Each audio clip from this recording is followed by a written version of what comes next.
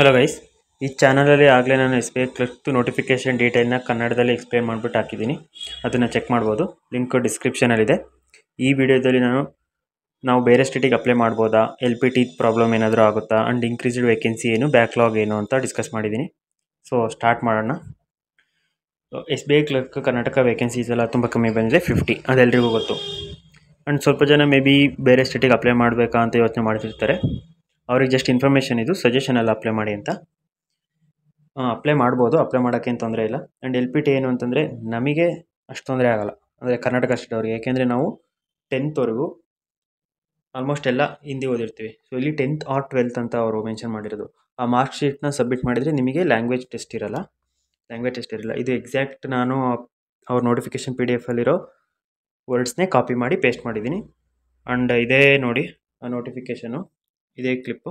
ಇದರಲ್ಲಿ ಅವ್ರು ಕ್ಲಿಯರಾಗಿ ಮೆನ್ಷನ್ ಮಾಡಿದ್ದಾರೆ 10th 12th ಸ್ಟ್ಯಾಂಡರ್ಡ್ದು ಮಾರ್ಕ್ ಶೀಟ್ ಇದ್ದರೆ LPT ಟೆಸ್ಟ್ ಇಲ್ಲ ಅಂತ. ಸೊ ನೀವು ಅಪ್ಲೈ ಮಾಡ್ಬೋದು ಬೇರೆ ಸ್ಟೇಟ್ಗೆ, ಅದು ನಿಮಗೆ ಬಿಟ್ಟಿದ್ದು. LPT ಬಗ್ಗೆ ತಲೆ ಕೆಡಿಸ್ಕೋಬೇಡಿ, ಇವ್ರು ಹೇಳಿರೋ ಪ್ರಕಾರ. ಆ್ಯಂಡ್ ನೆಕ್ಸ್ಟ್ ಯಾವ್ಯಾವಿದೆ ಅಂತ, ಅಂದರೆ ಯಾವ್ಯಾವ ಸ್ಟೇಟು ಹಿಂದಿ ಸ್ಪೀಕಿಂಗ್ ಸ್ಟೇಟ್ಸ್ ಯಾವುದು ಅಂತ. ಅದರಲ್ಲಿ ವೇಕೆನ್ಸಿ ಯಾವುದು ಜಾಸ್ತಿ ಇದೆ ಅಂತ ಹೇಳಿ ಮೆನ್ಷನ್ ಮಾಡಿದ್ದೀನಿ. ಉತ್ತರ ಪ್ರದೇಶ, ಮಧ್ಯಪ್ರದೇಶ, ಛತ್ತೀಸ್ಗಢ, ಜಾರ್ಖಂಡ್, ಬಿಹಾರು, ಡೆಲ್ಲಿ, ಉತ್ತರಾಖಂಡ್, ರಾಜಸ್ಥಾನ್, ಪಂಜಾಬ್, ಇದೆಲ್ಲ ಜಾಸ್ತಿ ವೇಕೆನ್ಸಿ ಇದೆ. ಆ್ಯಂಡ್ ಈ ಪರ್ಟಿಕ್ಯುಲರ್ ಸ್ಟೇಟ್ದು ಪ್ರೀವಿಯಸ್ ಇಯರ್ ಕಟ್ ಆಫ್ನ ನೋಡಿಕೊಂಡು ನಿಮಗೆ ಓಕೆ ಅನಿಸಿದರೆ ನೀವು ಅಪ್ಲೈ ಮಾಡ್ಬೋದು. ಆ್ಯಂಡ್ LPT ಬಗ್ಗೆ ನಾನು ಆಗಲೇ ಹೇಳಿದ್ದೀನಿ. ನೀವು ಅಟ್ಲೀಸ್ಟ್ 10th ಸ್ಟಡಿ ಮಾಡಿರ್ತೀರ ಅನ್ಕೋತೀನಿ ಹಿಂದಿನ, ನಮ್ಮ ಕರ್ನಾಟಕ ಸ್ಟೇಟಲ್ಲಿ. ಬೇರೆ ಸ್ಟೇಟ್ ಅವ್ರಿಗೆ ಇದು ಪ್ರಾಬ್ಲಮ್ ಆಗುತ್ತೆ, ಯಾಕೆಂದರೆ ಅವ್ರು ಕನ್ನಡ ಓದಿರಲ್ಲ. ಬಟ್ ನಮ್ಮ ಸ್ಟೇಟ್ ಅವ್ರಿಗೆ ಅಷ್ಟು ಪ್ರಾಬ್ಲಮ್ ಆಗೋಲ್ಲ. ಸೊ ನೆಕ್ಸ್ಟ್ ನಾನು ಅಪ್ಲೈ ಮಾಡ್ತಿದ್ದೀನಾ ಇಲ್ವಾ ಅಂತ ಬೇರೆ ಸ್ಟೇಟ್ಗೆ. ಸೊ ನೀವು ಅಪ್ಲೈ ಮಾಡಬೇಕಾ ಅಂತಂದರೆ ನಿಮ್ಮ ಪೇರೆಂಟ್ಸ್ ಜೊತೆ ಡಿಸ್ಕಸ್ ಮಾಡಿ ಆ್ಯಂಡ್ ಮೆಂಟರ್ಸ್ ಜೊತೆ ಡಿಸ್ಕಸ್ ಮಾಡಿ. ಆ್ಯಂಡ್ ನಾನು ಅಪ್ಲೈ ಮಾಡ್ತೀನಿ ಬೇರೆ ಸ್ಟೇಟ್ಗೆ ಅಂದರೆ ಇಲ್ಲ, ನಾನು ಅಪ್ಲೈ ಮಾಡಲ್ಲ. ನಾನು ನಮ್ಮ ಸ್ಟೇಟಿಗೆ ಅಪ್ಲೈ ಮಾಡ್ತೀನಿ. ರೀಸನ್ ಏನು ಅಂತಂದರೆ there are no provision for inter circle transfer and inter states transfer. Junior ಅಸೋಸಿಯೇಟ್ಗೆ ಇಂಟರ್ ಸರ್ಕಲ್ ಇಂಟರ್ ಸ್ಟೇಟ್ದು ಟ್ರಾನ್ಸ್ಫರ್ ಇಲ್ಲ ಅಂತ ಮೆನ್ಷನ್ ಮಾಡಿಬಿಟ್ಟಿದ್ದಾರೆ. ಸೊ ನನಗೆ ಅದು ಭಯ ಇಲ್ಲ, ಅದೇ ಸ್ಟೇಟಲ್ಲಿ ಸ್ಟಕ್ ಆಗ್ತೀನೋ ಅಂತ ನಾನು ನನ್ನ ಪೇರೆಂಟ್ಸ್ ಕೇಳಿದೆ. ಸೊ ಬೇಡ, ಆಗೋದಾಗುತ್ತೆ, 50 ವೇಕೆನ್ಸಿ ಅಲ್ವಾ, ಅಪ್ಲೈ ಮಾಡು. ನಿನಗೆ ಬೇಕಾಗಿರೋದು 1 ವೇಕೆನ್ಸಿ, ಆ ಒಂದಕ್ಕೆ ಕಾನ್ಸಂಟ್ರೇಟ್ ಮಾಡು, 50 ಬಿಟ್ಟಾಗಿನ 49 ಬಗ್ಗೆ ತಲೆ ಕೆಡಿಸ್ಕೋಬೇಡ ಅಂತಂದರು. ಸೊ ನಾನು ನಮ್ಮ ಸ್ಟೇಟಿಗೆ ಅಪ್ಲೈ ಮಾಡ್ತಿರೋದು ಫಾರ್ ಶೋ. ನೀವು ಅಪ್ಲೈ ಮಾಡಬೇಕಂತ ನೀವು ನಿಮ್ಮ ಪೇರೆಂಟ್ಸ್ ಹತ್ರ ಡಿಸ್ಕಸ್ ಮಾಡಿ. ಆ್ಯಂಡ್ ವೇಕೆನ್ಸಿ ಇನ್ಕ್ರೀಸ್ ಆಗುತ್ತಾ ಅಂತ. ಗುಡ್ ನ್ಯೂಸ್ ಏನಪ್ಪ ಅಂದರೆ ನಮ್ಮ ಕರ್ನಾಟಕ ಸ್ಟೇಟ್ಗೆ ಬ್ಯಾಕ್ಲಾಗ್ ವೇಕೆನ್ಸಿ ಇರುತ್ತಲ್ಲ, ಅಂದರೆ ಲಾಸ್ಟ್ ಇಯರ್ ಜಾಯಿನ್ ಆಗಿಲ್ಲದೆ ಇರೋ ಉಳಿದಿರೋ vacancy, last year vacancy release ಆಗಿತ್ತಲ್ಲ ಅದರಲ್ಲಿ ಉಳಿದಿರೋ ವೇಕೆನ್ಸಿ ಲಾಸ್ಟ್ ಇಯರ್ ಅಕ್ಯುಮುಲೇಟ್ ಆಗ್ತಾ ಹೋಗುತ್ತೆ. ಲಾಸ್ಟ್ ಇಯರ್ ಜಾಯ್ನ್ ಅಲ್ಲ, ಅದ್ರ ಲಾಸ್ಟ್ ಇಯರ್ ಜಾಯ್ನ್ ಆಗೋದಿಲ್ಲ. ಸೊ ಆ ವೇಕೆನ್ಸಿ ನಮ್ಮ ಸ್ಟೇಟ್ಗೆ ಜಾಸ್ತಿ ಇರೋದು, 200+ ಇರೋದು ನಮ್ಮ ಸ್ಟೇಟ್ಗೆ. ಆ್ಯಂಡ್ ಆ ವೇಕೆನ್ಸಿ ರಿಲೀಸ್ ಆಗಿರೋದು ಕೂಡ ಕಮ್ಮಿ ಸ್ಟೇಟ್ಗೆ, ಒಂದು 4-5 ಸ್ಟೇಟಿಗೆ ಅಷ್ಟೇ.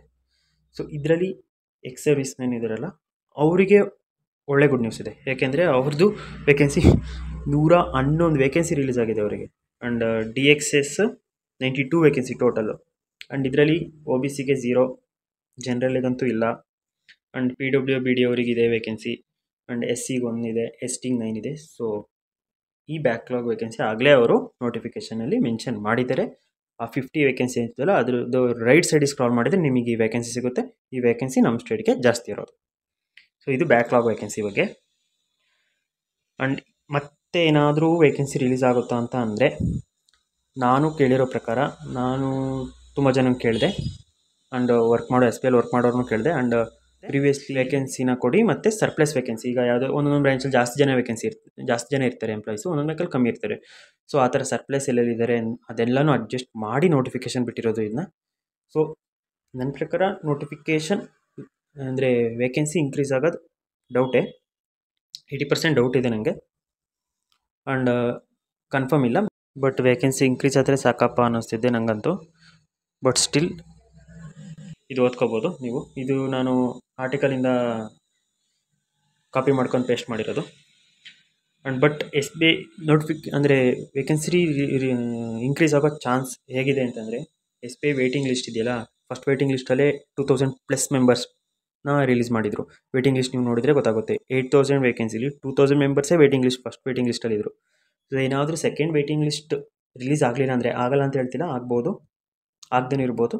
ಬಟ್ ರಿಲೀಸ್ ಆಗಿಲ್ಲ ಅಂತ ಅಂದರೆ ಆ ವೇಕೆನ್ಸಿ ಉಳಿತಲ್ಲ ಅದನ್ನು ಈ ವರ್ಷಕ್ಕೆ ಆ್ಯಡ್ ಮಾಡ್ತಾರೆ ಬ್ಯಾಕ್ಲಾಗ್ ವೇಕೆನ್ಸಿ ಅಂತ. ಅದೊಂದು ಚಾನ್ಸ್ ಇದೆ ನೋಡಿ, ನನಗೆ ಗೊತ್ತಿರೋ ಪ್ರಕಾರ. ಸೊ ಅದೊಂದು ಚಾನ್ಸ್ ಇದೆ. ಬಟ್ ನಾನು ಹೇಳೋದು ಏನು ಅಂತಂದರೆ, what ever may be the chances, ನೀವು ನಿಮ್ಮ ಪ್ರಿಪ್ರೇಷನ್ ಕಂಟಿನ್ಯೂ ಮಾಡಿ. ಅಂದರೆ ಟೈಮ್ ವೇಸ್ಟ್ ಮಾಡೋಕ್ಕೆ ಹೋಗಬೇಡಿ ಸರ್ಚ್ ಮಾಡಿಕೊಂಡು. ಆ್ಯಂಡ್ ನಾನು ಕೂಡ ತುಂಬ ನೈಟೆಲ್ಲ ತುಂಬ ಡಿಪೆಂಡ್ ಆಗಿದ್ದು ಈ ವೇಕೆನ್ಸಿ ಬಗ್ಗೆ, ನನಗೂ ಶಾಕ್ ಆಯಿತು. ಸೊ ಬಟ್ ಇವಾಗ ಕೋಪಪ್ ಆಗಿದ್ದೀನಿ. ನೀವು ಬೌನ್ಸ್ ಬ್ಯಾಕ್ ಆಗಿ ನಿಮ್ಮ ಪ್ರಿಪ್ರೇಷನ್ ಕಂಟಿನ್ಯೂ ಮಾಡ್ಕೊಳ್ಳಿ. ಯಾಕೆ ಅಂತಂದರೆ, ಇನ್ ಕೇಸ್ ವೇಕೆನ್ಸಿ ರಿಲೀಸ್ ಆದರೆ ನೀವು ಯಾರ್ಯಾರು ಕಂಟಿನ್ಯೂ ಮಾಡ್ತೀರಾ ಪ್ರಿಪ್ರೇಷನ್ ಇವತ್ತಿಂದ ಸೀರಿಯಸ್ ಆಗಿ, ಅವ್ರಿಗೆ ತುಂಬ ಒಳ್ಳೆಯದು. ಯಾಕೆಂದರೆ ಅದರ್ ಸ್ಟೇಟ್ ಕ್ಯಾಂಡಿಡೇಟ್ಸ್ ಈ ಸಲ ನಮ್ಮ ಸ್ಟೇಟಿಗೆ ಅಪ್ಲಿಕೇಶನ್ ಹಾಕೋದು ತುಂಬ ಕಮ್ಮಿ. 50 ವೇಕೆನ್ಸಿಗೆ ಯಾರೂ ನಾರ್ತವ್ರು ನಮ್ಮ ಸ್ಟೇಟಿಗೆ ಇಲ್ಲಿವರೆಗೂ ಬರೋಕ್ಕೆ ಹೋಗಲ್ಲ. ಯಾಕೆಂದರೆ ಅವ್ರ ಸ್ಟೇಟಲ್ಲಿ ನಾರ್ತಲ್ಲೇ ಈ ಸಲ ಜಾಸ್ತಿ ವೇಕೆನ್ಸಿ ಇರೋದು. ಸೊ ಅದೊಂದು ಒಳ್ಳೆ ಪಾಯಿಂಟ್ ಇದೆ ನಮಗೆ. ಇನ್ಕ್ರೀಸ್ ಆದರೆ ತುಂಬ ಒಳ್ಳೆಯದು. ಸೊ ಅದಕ್ಕೋಸ್ಕರ ಪ್ರಿಪೇರ್ ಆಗಿ. ನೀವು ಪ್ರಿಪೇರ್ ಆಗಿದ್ದಂತೂ ವೇಸ್ಟ್ ಆಗಲ್ಲ. SBI PU ಸ್ಟೇಟ್ ವೇಕೆನ್ಸಿ ಅಲ್ಲ, ಅದು ನ್ಯಾಷನಲ್ ಲೆವೆಲ್ ವೇಕೆನ್ಸಿ. ಸೊ ಅದಕ್ಕಾದರೂ ಯೂಸ್ ಆಗೇ ಆಗುತ್ತೆ. ಆ್ಯಂಡ್ ಸ್ವಲ್ಪ ಒಂದು 10 ಡೇಸ್ ವೆಯ್ಟ್ ಮಾಡಿ. ನೋಟಿಫಿಕೇಷನ್ ಬಂತು ಅಂತ ಇವತ್ತಿಂದಲೇ ಅಪ್ಲೈ ಮಾಡೋಕ್ಕೆ ಹೋಗಬೇಡಿ ಅಂತ. ಲಾಸ್ಟ್ 3 ಡೇಸಲ್ಲೂ ರಿಸ್ಕ್ ತೊಗೊಳಕ್ಕೆ ಹೋಗಬೇಡಿ. ಸರ್ವರ್ ಬ್ಯುಸಿ ಬಂದರೆ ಕಷ್ಟ.